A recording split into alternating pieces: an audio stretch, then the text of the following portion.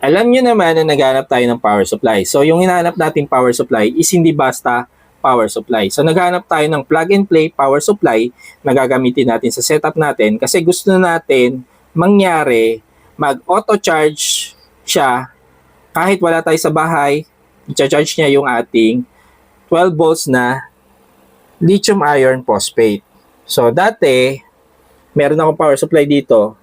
Pero ang nangyayari doon, kailangan i-on ko pa yung output niya para mag-charge to. So ngayon, eto na yung bago nating bili. Plug and play na to guys. Wala na siyang output na pipindutin para mag-on yung charging niya papunta dito. So nag-prepare tayo ng YouTube video dito sa power supply na to pero hindi ko pa na-upload. So pakiabangan na lang siya. So ang model nito is Nice Power SPS 3010. No? So, mangyari dyan, parang pareho rin siya ng ating Facture Smart Charger. So, basta meron siyang power input sa kanya, i-charge niya yung ating battery. No? So, ganun din dito. So, sabay sila mag-charge. No? Basta meron siyang power input dito sa ating setup.